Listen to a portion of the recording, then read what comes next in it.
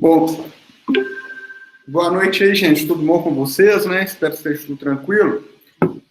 Nós vamos dar continuidade à aula de hoje, então, sobre a discussão sobre impostos. Na realidade, eu só tenho um pontinho só sobre impostos que eu quero citar para vocês.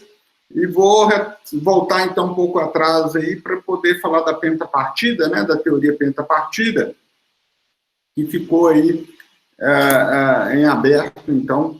Eu acreditei que eu já tinha explicado ela para vocês, mas não é muita coisa extensa também, não. Rapidinho nós resolvemos isso, tá? Bom, veja bem, na aula passada, então vou só concluir impostos aqui, e aí eu paro, falo da pentapartida e depois eu volto a discutir as taxas com vocês, que é um tema que eu pretendo abordar um pouco hoje, tá beleza, Samuel?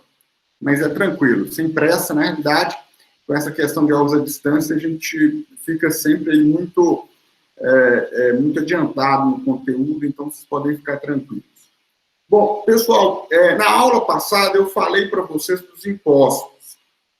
Essa primeira, e talvez maior espécie, né, que tem maior número de espécies dentro deste contexto do imposto, né? Então, nós estudamos os impostos, nós vimos que ele é um instrumento não contraprestacional, significa que é um tributo que não se exige do Estado nenhuma conduta de contrapartida, né, para o pagamento do tributo.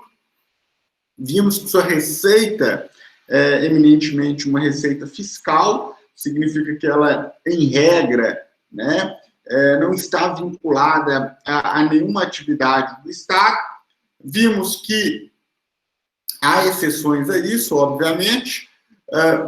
Analisamos aqui as atribuições de competência quanto à capacidade, né, de exigir o imposto. Vimos que cada ente aí da federação foi atribuído a ele um ente. A Olga está até falando aí do Distrito Federal, né, Olga? E eu volto aqui, eu falei depois que você mencionou, talvez você não tenha escutado lá no finalzinho, a pessoa já estava saindo também.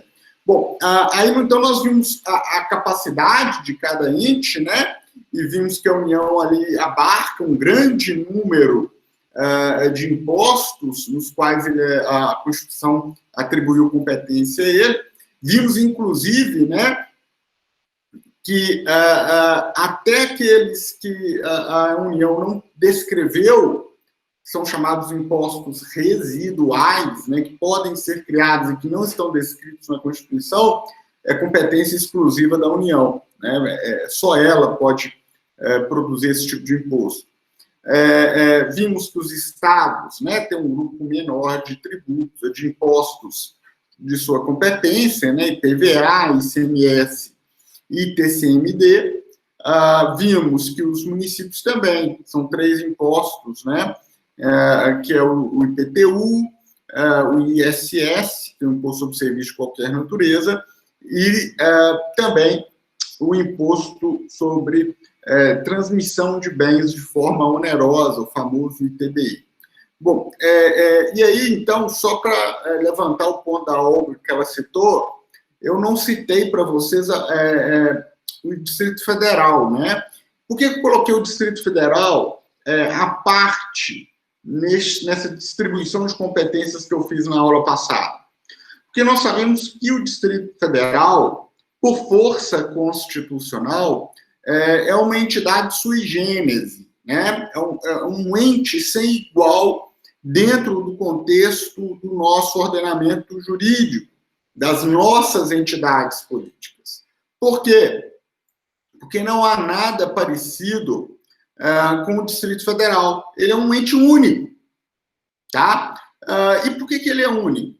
Porque, essencialmente, a Constituição atribuiu a ele um dos membros da entidade federativa, né, equiparado aos estados, mas não permitiu a ele se subdividir em municípios, tá?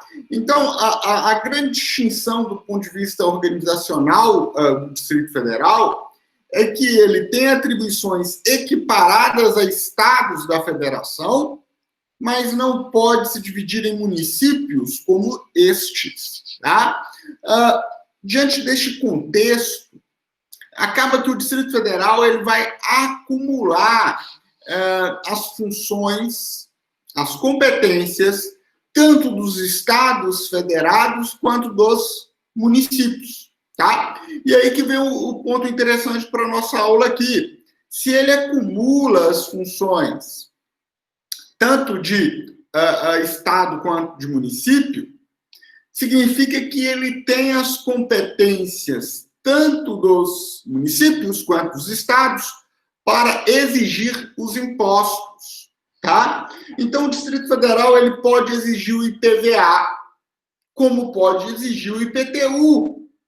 Ele pode exigir o ICMS, quanto pode exigir o ISS, e daí por diante. Então, vejam só, ele tem a competência de exigir todos os tributos, tanto de município quanto de estado, tá? E é esse ponto, Olga, que eu queria destacar para vocês quando eu anotei lá e acabou que eu deixei passar, compreendido?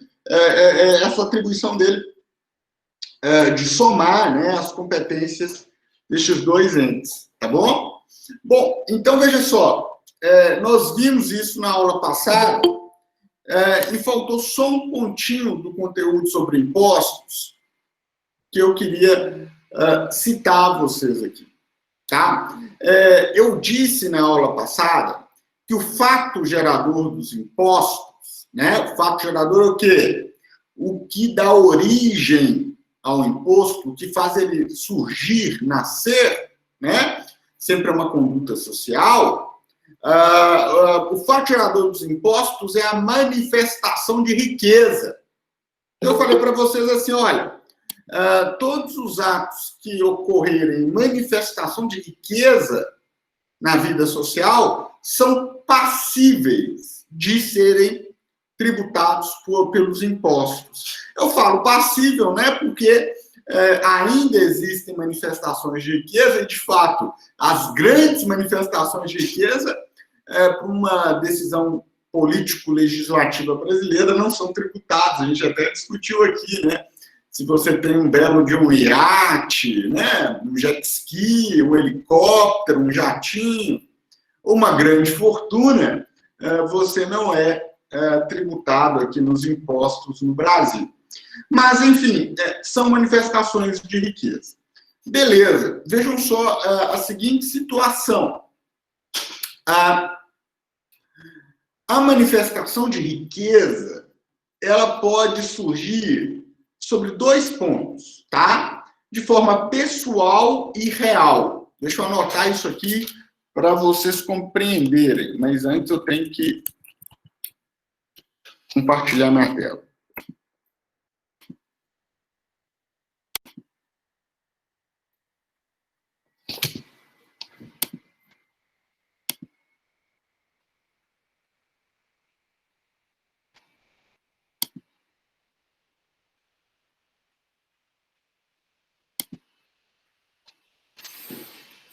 Bom, vejam só, senhores.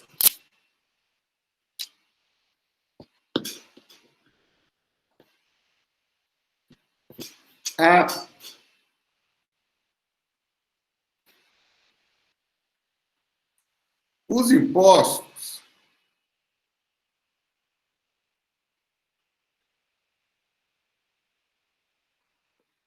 então, tá? A doutrina nos diz que eles podem ser de cunho real ou pessoal.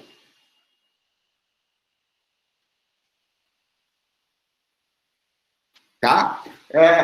E o que é isso? É uma distinção que nós estamos falando aqui, essencialmente, do fato gerador.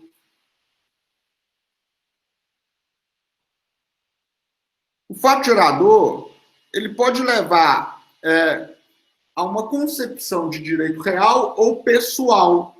tá? Para dar, então, ensejo ao tributo. O que eu estou te dizendo? Essa manifestação de riqueza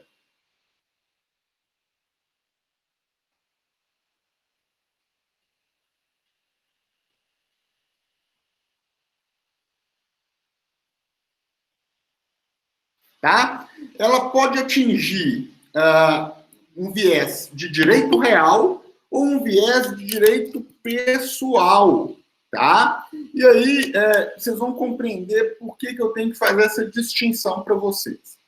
Bom, quando vocês estudam direito civil e há a menção dos direitos reais, nós sabemos que direito real é aquele que recai sobre patrimônio, bens, né? Então, é o que recai sobre bem. Ou bens, né, melhor dizendo, vamos pôr assim.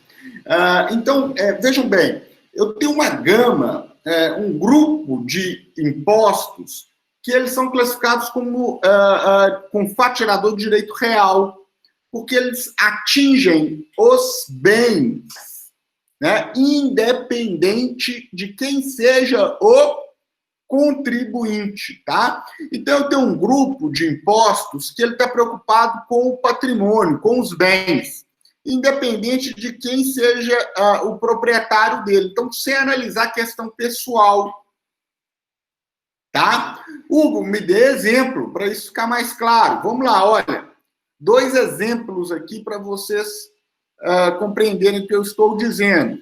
IPTU, IPVA. Vou dar um exemplo aqui da União também, olha, ITR. Vamos lá, olha. ITR é um imposto que recai sobre propriedades rurais. Então, para você pagar esse imposto, o que a União vai olhar? Você tem propriedade rural? Né? Que tamanho é? Quanto vale? E a partir daí, então, ela cobra o ITR de você. Ela não está nem aí quem é você. Qual é a sua capacidade econômica? Né? Então, ela não está preocupada se você ganha 10, 20, 30, 100 mil reais. Ela está preocupada em saber se você tem uma propriedade rural. Caso afirmativo, então possivelmente você será um contribuinte do ITR, tá? O mesmo vale para o IPTU e o IPVA. Então, no IPTU, que é um imposto aí que recai sobre bens imóveis urbanos, né?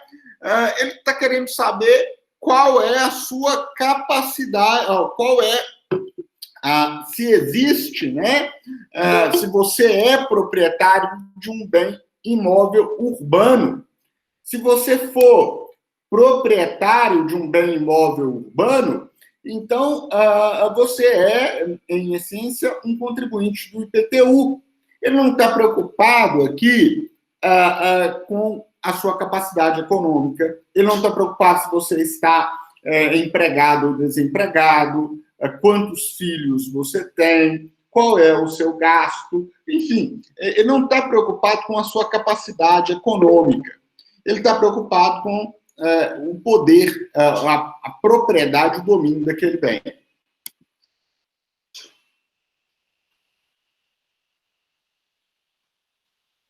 Existir, né, Diogo? Sim.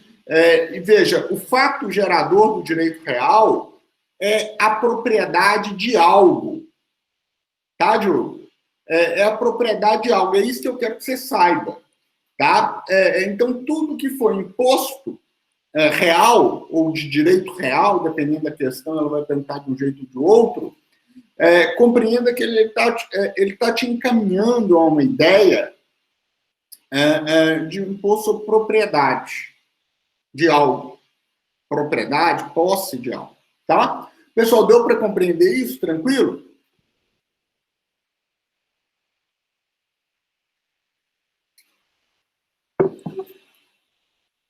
Beleza, galera. Isso aí. Então, veja bem. Fazendo uma contrapartida aos impostos reais, eu tenho os impostos pessoais. O que é o imposto pessoal? Ele recai sobre a capacidade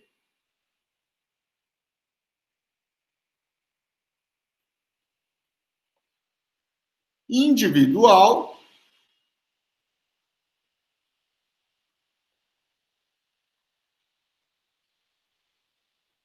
econômica ou financeira.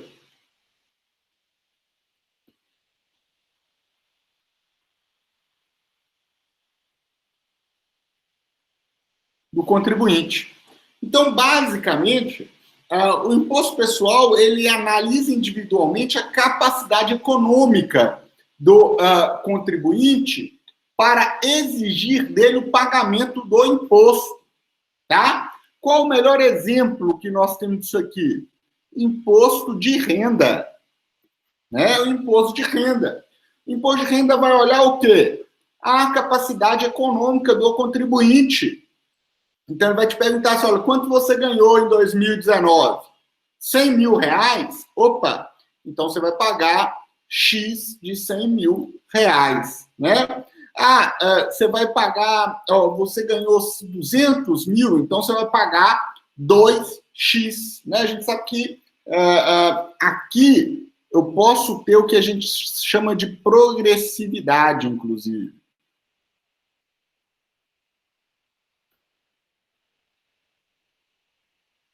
Que está muito ligado à ideia de isonomia.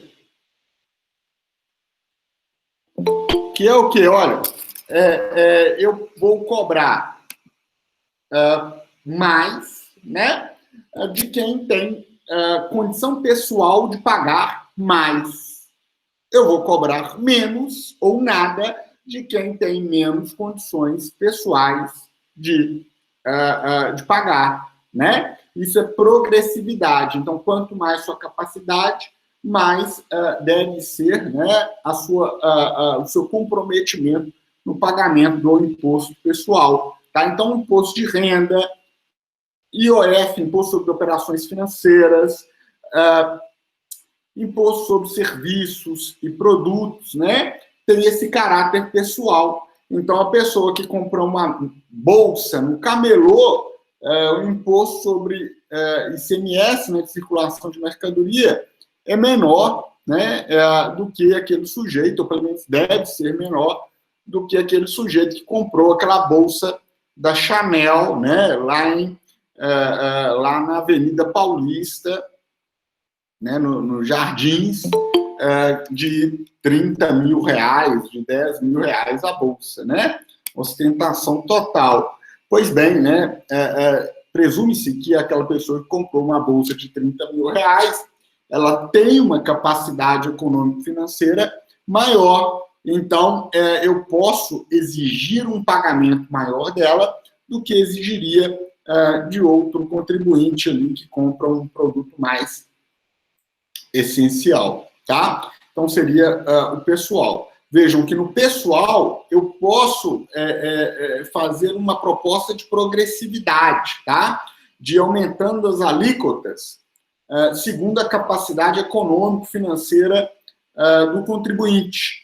Enquanto que, na real, tá? Salvo a questão do IPTU, que é uma discussão que teremos lá em princípios, bem mais adiante no nosso conteúdo, não pode se aplicar a progressividade, tá? Então, eu cobro ali a partir do bem, né? Qual que é o valor do bem? Cobra-se um imposto dele. Deu para entender o que é imposto real e imposto pessoal, gente? Alguma dúvida para a gente poder tirar e concluir com esse conteúdo?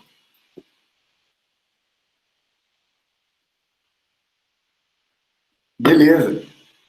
Ótimo. Então, a pedido do Samuel, eu vou fazer uma pausa aqui, né? O momento seria de entrar em taxa agora. Me permitam voltar à discussão sobre a pentapartida, né? A teoria pentapartida aqui, só para ficar bastante claro para vocês do que se trata. Então, veja bem. Deixa eu apagar isso aqui. Veja bem.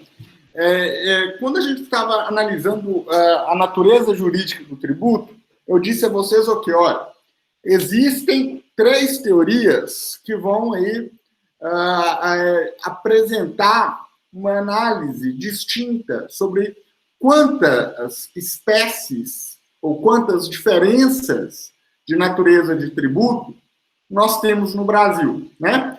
E aí eu disse para você o seguinte, olha, eu tenho uma teoria que chama-se a teoria dual, que vai defender que existem 2 espécies, 2 grupos de tributos com natureza jurídica distinta, né? E aí eu falei para vocês que na dual, ele defenderia que existem os impostos ou aqueles equivalentes a impostos e aqueles equivalentes a taxas. E o critério de distinção de um para o outro seria a vinculação ou não de sua receita, né? Se era vinculada, classificava-se como taxa. Se não era vinculada, né? Se não tinha qualquer vinculação, então classificava-se como imposto. Luciele, desculpa aí, deu para tirar? Perdão. Não sei se deu para você tirar aí, desculpa. Desculpa, viu? Valeu, Matheus, obrigado. Me salvou. Então, gente, a gente tem essa ideia do dual, né? Eu já falei para vocês lá, então, que dual esqueçam, assim, entre aspas, né? Ela não se aplica ao Brasil, tá? E aí eu falei da tripartida, né? Tripartida, isso. Aí eu falei para vocês da tripartida, ou tripartite, né? Bom, enfim, esta é uma teoria adotada pelo nosso Código Tributário Nacional, que vai defender a existência de 3 espécies tributárias, né? Impostos, taxas e contribuições de melhoria, tá? Essa teoria, a teoria tripartida, é uma teoria que foi adotada e aplicada ao Brasil na época da criação do Código Tributário Nacional, que foi lá na década de 60, em 66, para ser mais preciso, tá? Desde então, obviamente, que as coisas foram ganhando certa complexidade, e essa teoria foi perdendo força. Até que chegou a Constituição de 88. E a Constituição de 88, o que ela vai fazer? Ela vai prever, a partir dali do artigo 145, em especial ela vai prever essas 3 espécies tributárias. Então, ela vai prever os impostos, né? Ela vai prever as taxas e as contribuições de melhoria. Bacana, ótimo, né? Pode até dar uma conotação, uma ideia de que a Constituição de 88 adotou, de fato, a teoria tripartida. Só que isso, de fato, não ocorreu, tá? O que acontece? Se nós continuarmos lendo a Constituição Federal, nós vamos encontrar o artigo 148 da Constituição. O artigo 148 da Constituição Federal, ele vai prever, tá, uma nova espécie tributária, que são chamados empréstimos compulsórios. Nós vamos estudá-lo, tá, gente? Com muito cuidado nas próximas aulas. Fazendo mais ou menos como nós fizemos aqui com o imposto, né? Eu vou sentar e explicar as características e tudo mais de cada uma dessas espécies. Mas, enfim, o artigo 148, ele previu empréstimo compulsório, tá? A possibilidade do Estado, ali, por intermédio de uma lei complementar, exigir recolher, né, um tributo dos contribuintes em forma de empréstimo, né, que ele vai lá nas suas cadernetas de poupança, poupança, nos investimentos, pega esse dinheiro com o compromisso de algum tempo futuro, né, devolver esses valores, tá? Isso não tinha, então, não tem previsão disso no Código Tributário Nacional. E foi previsto na Constituição de 88. Só que a Constituição ainda foi além. Ela previu uma nova gama de espécies tributárias. Então, quando você pega o artigo 149 da Constituição Federal, você vai encontrar lá o que nós chamamos hoje de contribuições especiais.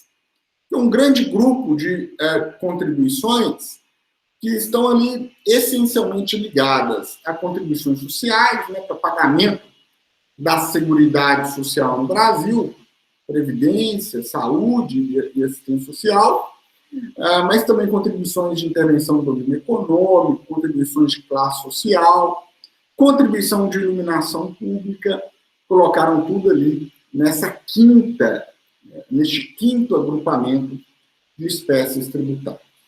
Bom, então, com a leitura da Constituição Federal, fica muito claro que nós superamos a ideia da teoria tripartida e adotamos constitucionalmente a teoria pentapartida, que defende a existência, então, de 5 espécies tributárias, que seriam os impostos, as taxas, as contribuições de melhoria, as contribuições especiais e os empréstimos compulsórios, tá? Então, esses 5 seriam aí as espécies de naturezas distintas autorizadas a serem cobradas pelo Estado, né? Como um todo, aí, sem fazer distinção entre os entes da federação.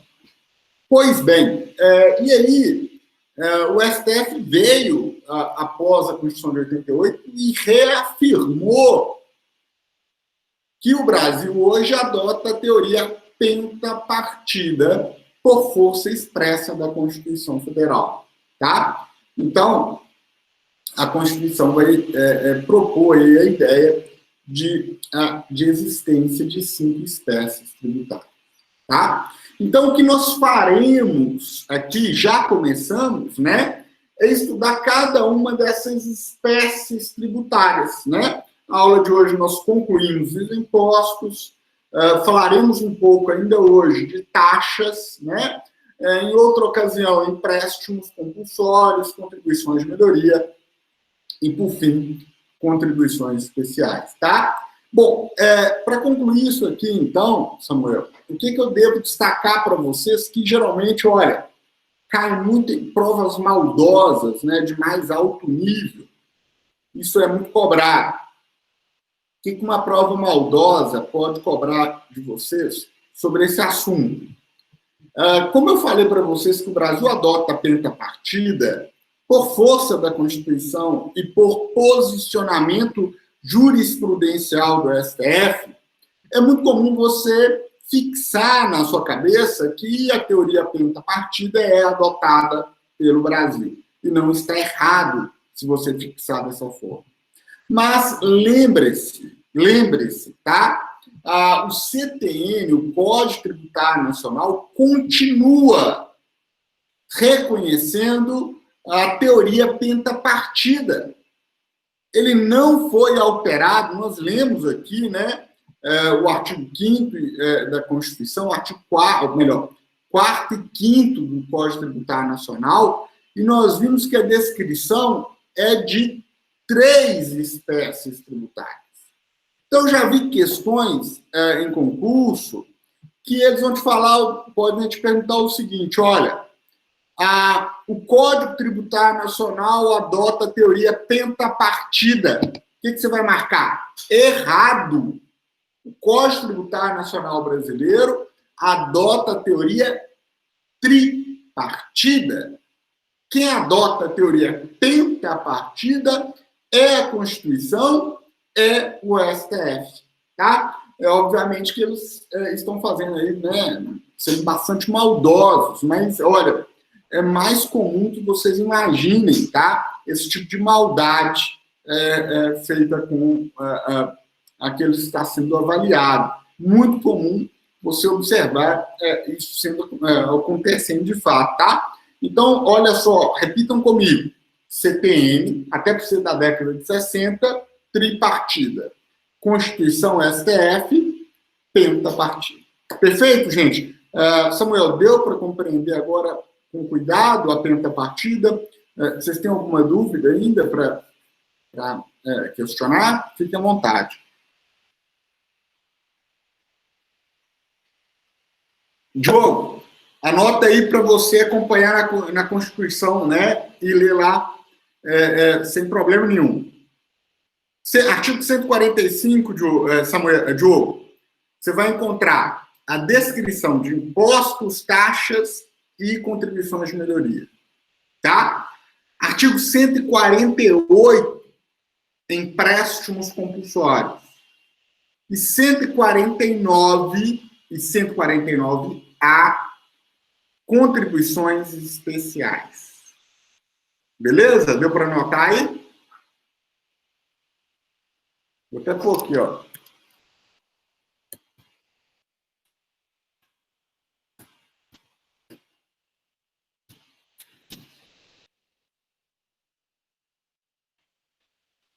É isso, estou à disposição. Bom, é isso, senhores. Então, nós vimos a pentapartida, concluímos a ideia de impostos. Então, agora, nós vamos entrar em taxas, tá?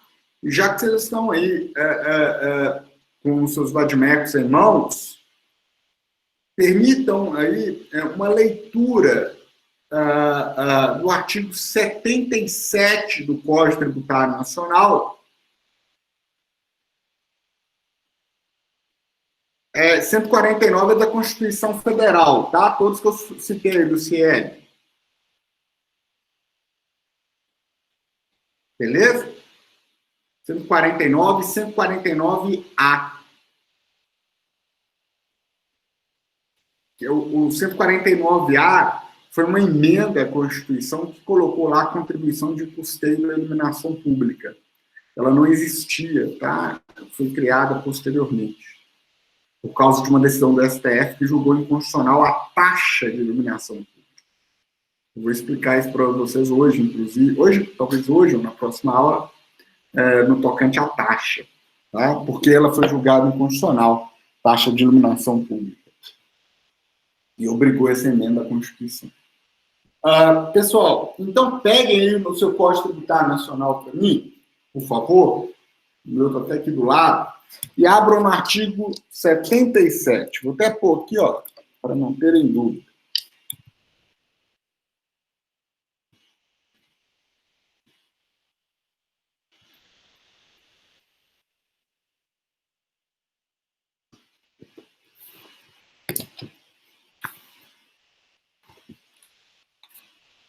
Olha só o que o artigo 77 da Constituição Federal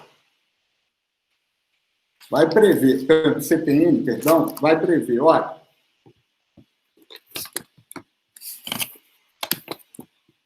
As taxas cobradas pela União, Estados, Distrito Federal e pelos municípios, então veja que a competência, né, é de todos os entes da federação, eu anoto isso depois para vocês com cuidado, no âmbito de suas respectivas atribuições, tem como fato gerador, então observem sempre, o fato gerador é fundamental, é extremamente importante você saber, porque é aqui que dá origem ao tributo, é aqui que ele nasce, então saber como surge determinado tributo é fundamental para você compreender a natureza jurídica dele. Se você não compreende isso, você simplesmente não compreende nada.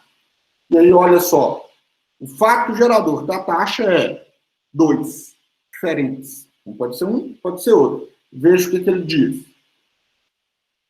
O exercício regular do poder de polícia ou a utilização efetiva ou potencial de serviço público específico e divisível prestado ao contribuinte ou posto à sua disposição.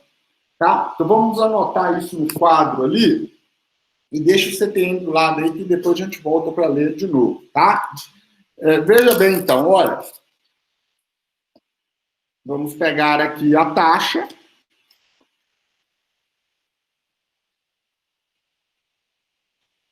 Né? E nós vimos que o fato gerador, então vejam sempre, a primeira coisa a estudar é o fato gerador.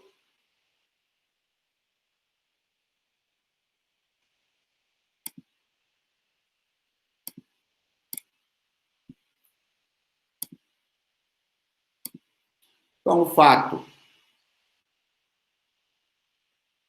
gerador, tá?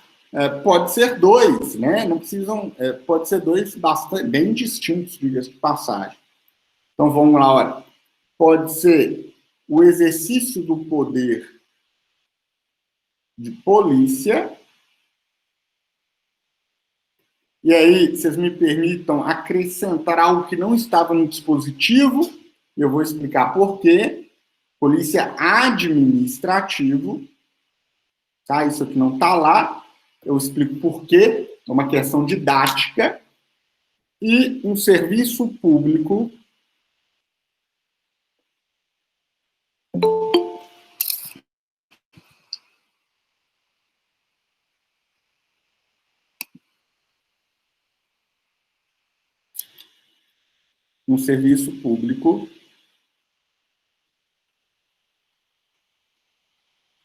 tá? Específico e divisível, isso eu explico depois. Deixa eu começar com o poder de polícia, porque o poder de polícia eu julgo ser mais simples, tá? O que é o poder de polícia administrativo, que pode dar origem ao fato gerador da taxa? Primeira coisa que vocês têm que compreender, que esse poder de polícia descrito aqui, gente, tá? Ele não é aquele ligado, tá, à segurança pública.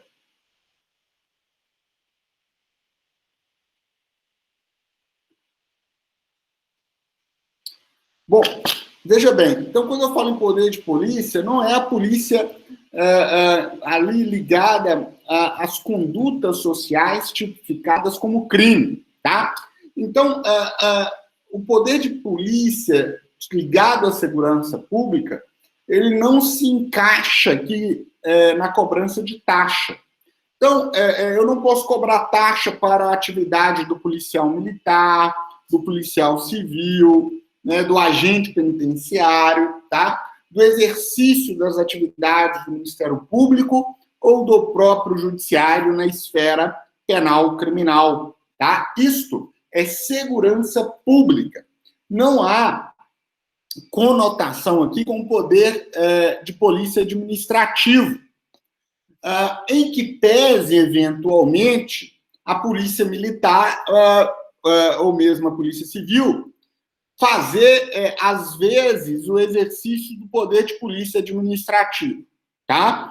Mas não se confunde um serviço com outro. O poder de polícia administrativo é um poder exercido pela administração pública que irá limitar direitos individuais, tá? Com uma finalidade.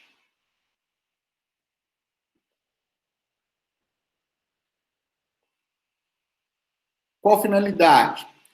O interesse público. Interesse da coletividade. Compreendam como isso funciona, tá? O poder de polícia administrativo, exercido pela administração pública, buscando, de algum modo, limitar os direitos individuais, as liberdades do contribuinte, para satisfazer o interesse da coletividade, né? Então, eventualmente, é interessante para a coletividade que a administração pública regulamente, crie leis, normas, reduzindo a nossa liberdade para satisfazer, né, um bem maior, que é o bem coletivo, tá? Vou te dar um exemplo aqui, e quem acha graça disso aí, Kate, o que travou aí que não deu para entender, você me fala que eu volto.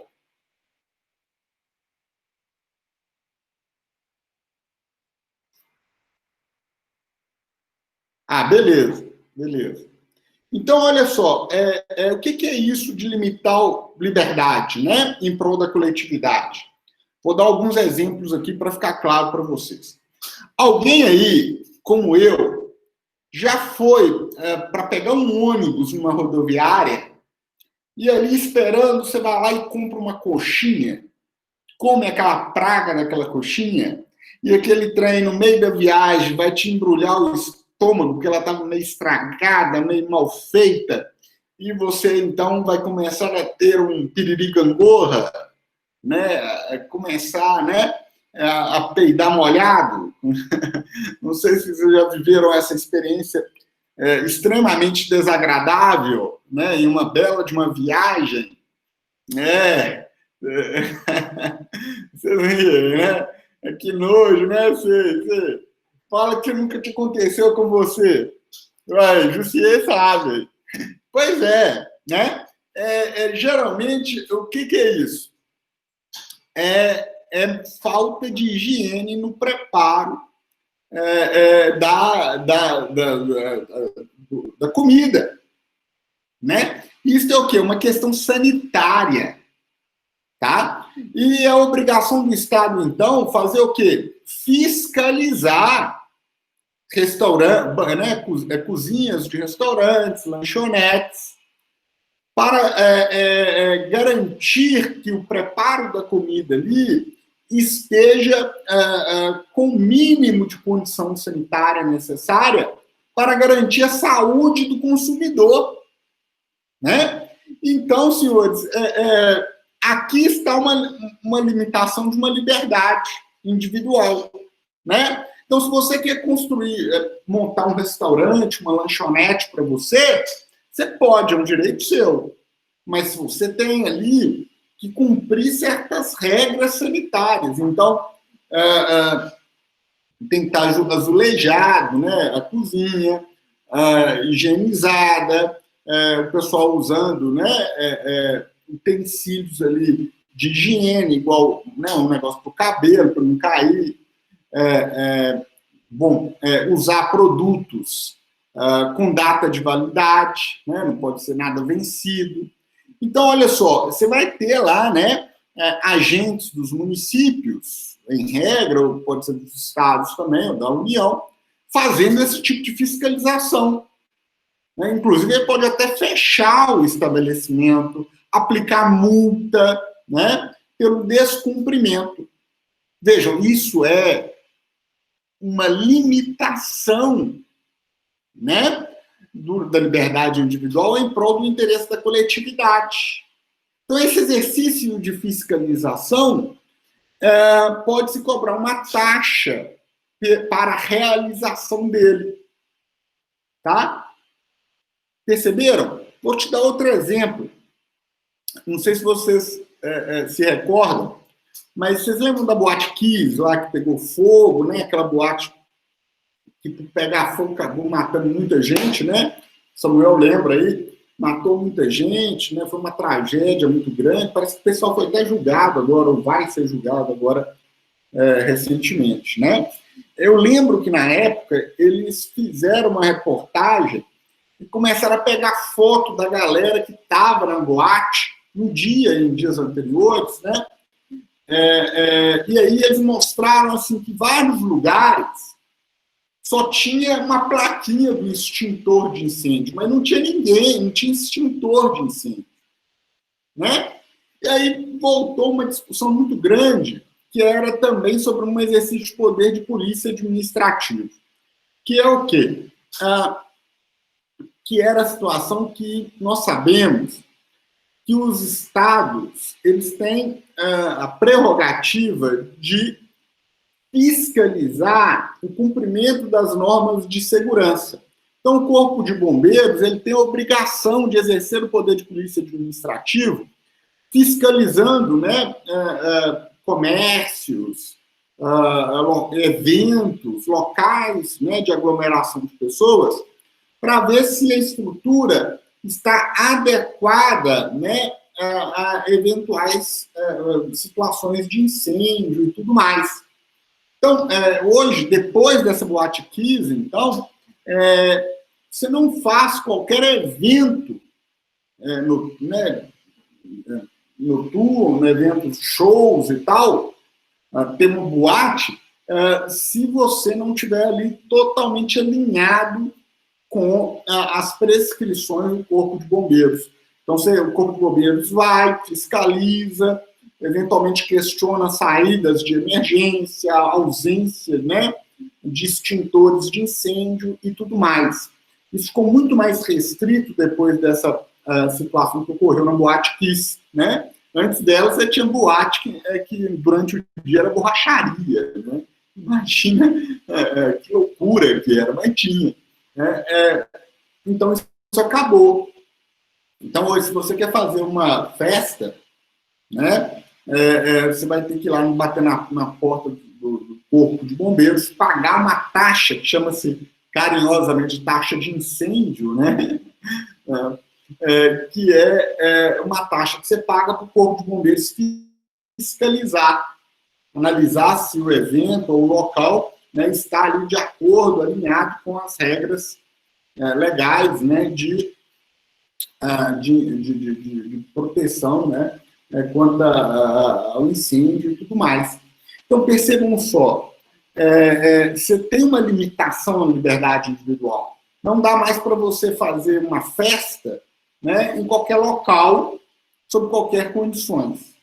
Você pode fazer, mas você terá que cumprir ali obrigações muito claras, muito objetivas, muito específicas de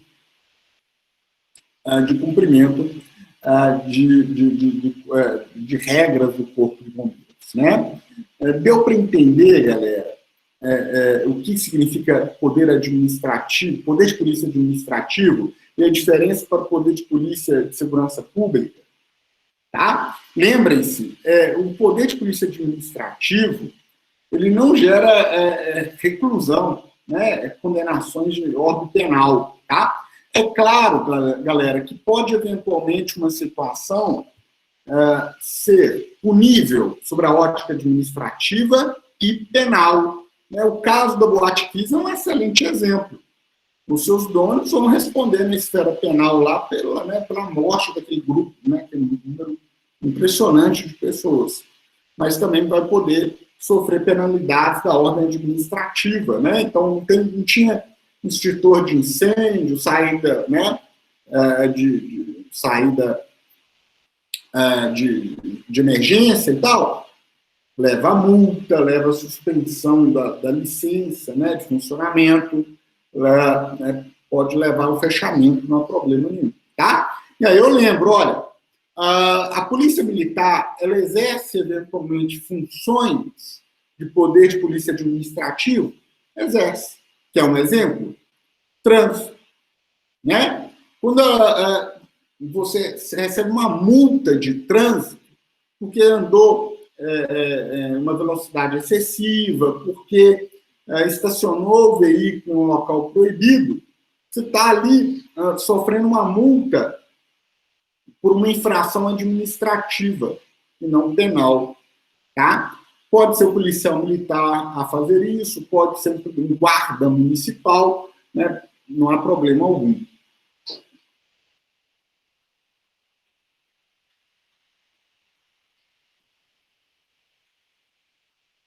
Perfeito, Diego. Sim, né? Por exemplo, se um empreendimento está fazendo barulho demais, né? Está incomodando a vizinhança, é um exemplo. A poluição sonora, mas também poluição de dejetos, né? E tudo mais, é poder de polícia administrativo. tá? Eu vou ler o dispositivo que conceitua poder de polícia administrativa com vocês aqui agora, tá, Diego? Mas está correto a sua interpretação, sim. Eu posso ler aqui o dispositivo com vocês?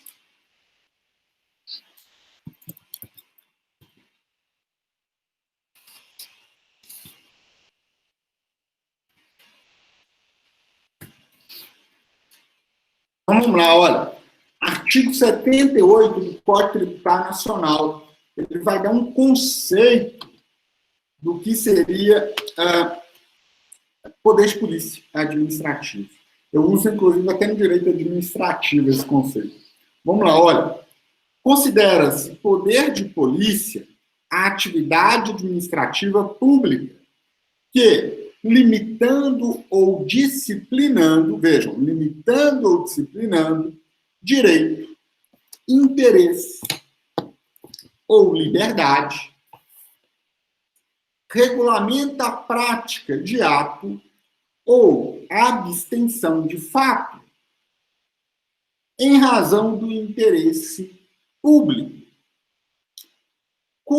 concernente à segurança, à higiene, à ordem, aos costumes, à disciplina na produção e do mercado, ao exercício da atividade econômica, dependentes de concessão ou autorização do poder público, à tranquilidade pública ou ao respeito à propriedade e aos direitos individuais ou coletivos. Tranquilo, gente? Deu para entender isso?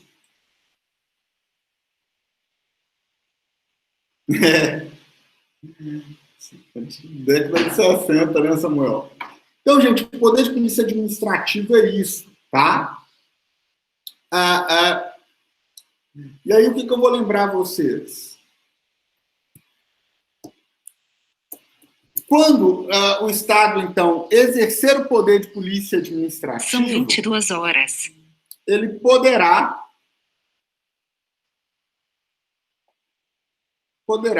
cobrar a taxa... Perdão aqui, poderá cobrar a taxa por isso, tá? Poderá cobrar a taxa por isso, não há problema algum. Ok, senhores? Eu posso falar um pouquinho sobre o serviço público agora, que pode ser cobrado por taxa? Polícia, está tranquilo?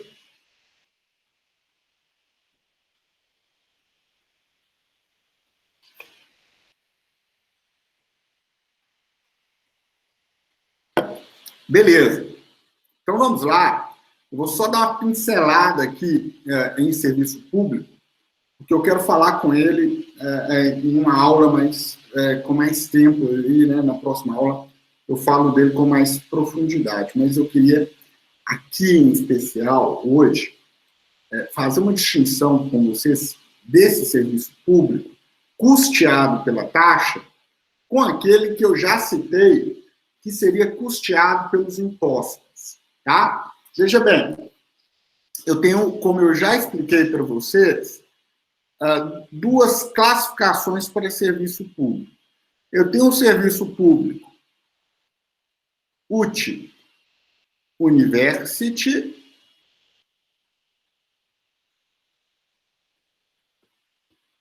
e eu tenho um serviço público UT Singular.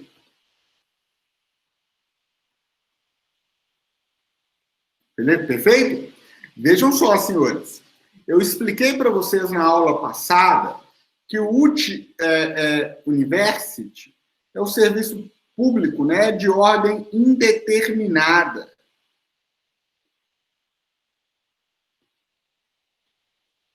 É aquele que eu não encontro o destinatário deste serviço. O destinatário dele é a coletividade. E aí é todo mundo, não é especificamente uma pessoa ou outra, né? Foi o exemplo que eu dei da segurança pública para vocês com o carro lá da polícia percorrendo um determinado bairro, né? Todo mundo se beneficia com aquela prática. não só os moradores daquele bairro ou daquela rua, né, mas a coletividade, todo mundo que está transitando por lá, morando ou não no bairro, morando ou não naquela cidade, se beneficia, né, pela proteção garantida pelos policiais.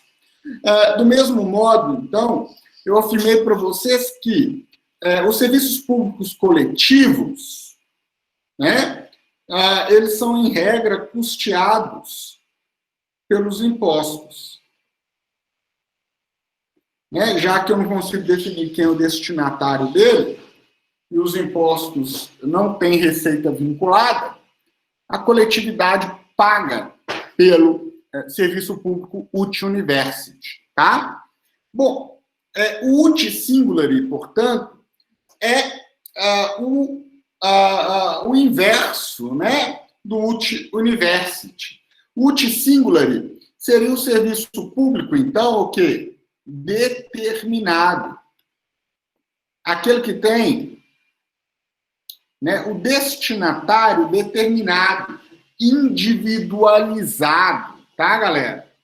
Por isso que o conceito de taxa, quando fala em serviço público, leiam lá o 77 novamente para vocês verem, ele vai falar em um serviço público específico e divisível. Né? Eu falei lá em cima que é indivisível o UT University, né? Aqui é divisível. O que é isso? É um serviço público em que o Estado, ao prestá-lo, sabe exatamente quem é o destinatário daquele serviço. E o contribuinte, ao receber a prestação do serviço, sabe exatamente que esse serviço está sendo destinado a ele, tá? Então, é uma ideia de que Alexandre, o Alexandre, ele fala, um autor tributarista, ele fala assim, que o serviço público específico e divisível pode-se usar uma expressão assim, eu te vejo e você me vê, né? É exatamente isso que ele nos diz. Por que eu te vejo e você me vê? Porque eu tenho aqui a ideia de que ambas as partes compreendem que aquele serviço está sendo destinado a um determinado indivíduo. Então, por isso que ele tem um caráter personalíssimo, individual, tá?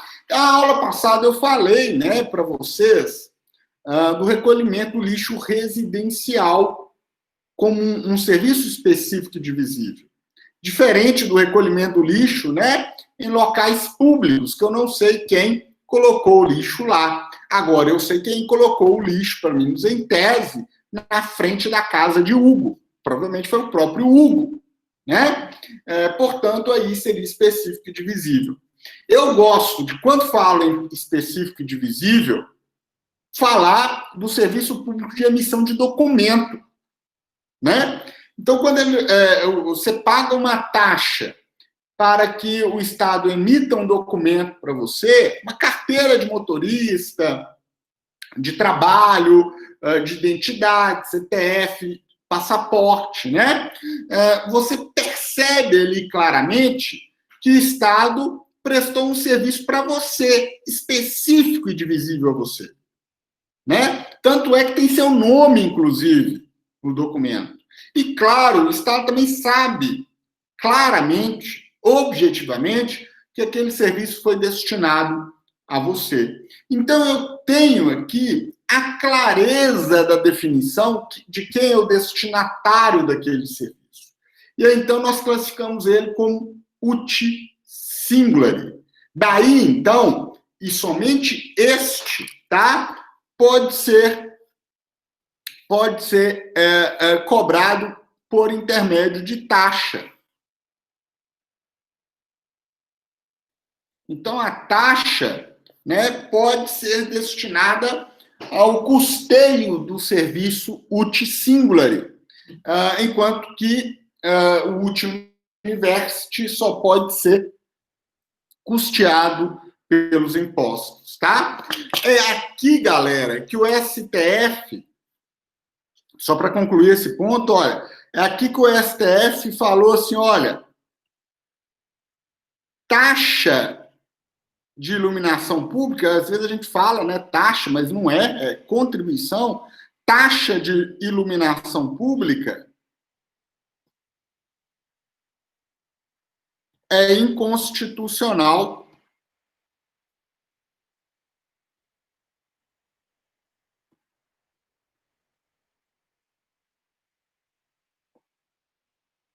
É inconstitucional. O STF diz que é inconstitucional por quê? Porque a iluminação pública é um serviço university, né? Como nós comentamos na aula passada.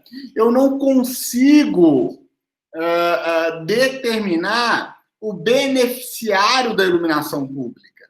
É uma coletividade, né?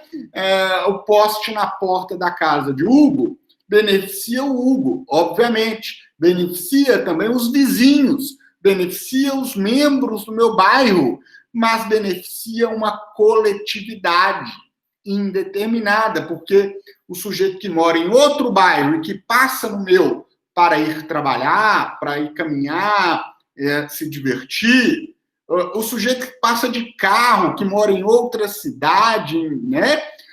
Todos eles, de bicicleta, todos eles estão, de algum modo, se beneficiando com a prestação daquele serviço.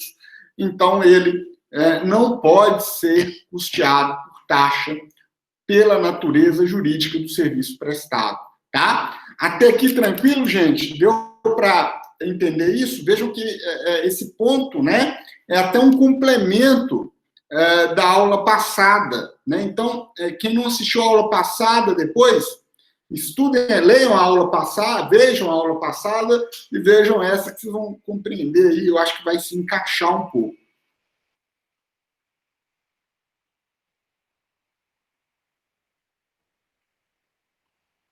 Sara, Sara, é a malandragem própria do brasileiro, sabe, Sara?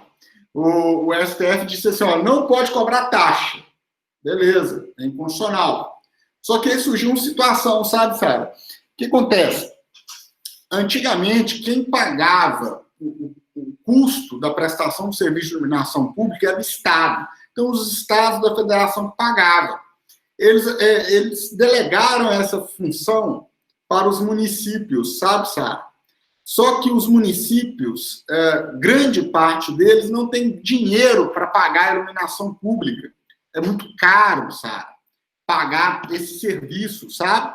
É um serviço extremamente caro. Pra vocês terem uma ideia, eu estava representando, quando isso aconteceu, os municípios de Dionísio e São José do Goiabal, não sei se vocês conhecem, né? São dois municípios próximos a São Domingos do Prata, pequenos, né? Municípios assim, com poucos habitantes e, consequentemente, com muito pouco dinheiro, né? Arrecada muito pouco dinheiro.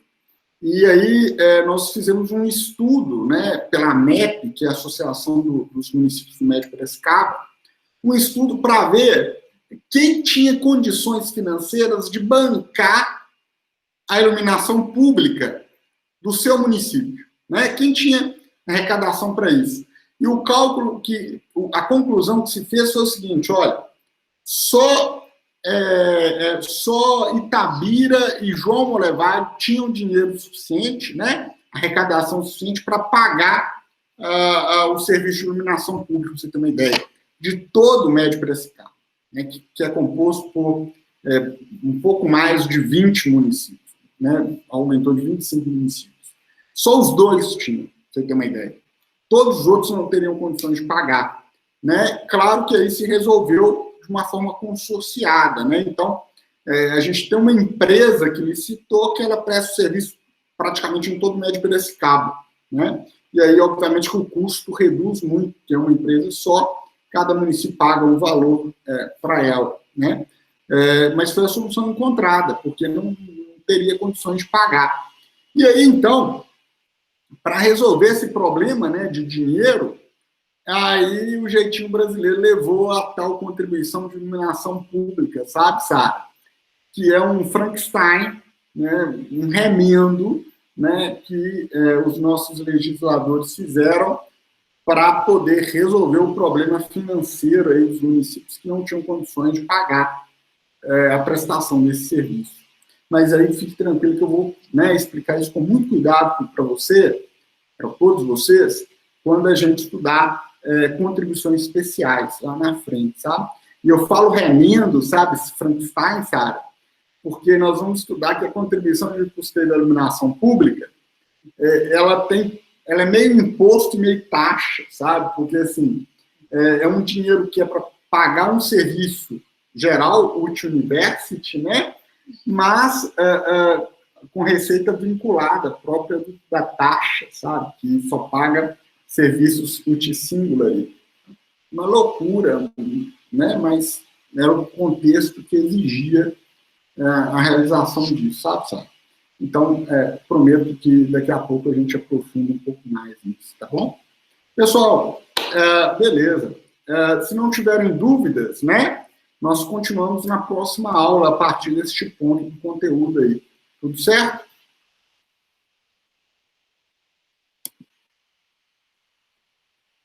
Então tá bom. Muito obrigado a vocês aí. Desejo uma boa noite para todos, um bom descanso. Tá? Até a próxima semana, né? Essa semana eu não dou aula para vocês na quinta, né? Então, um abraço a todos aí. Volto sim.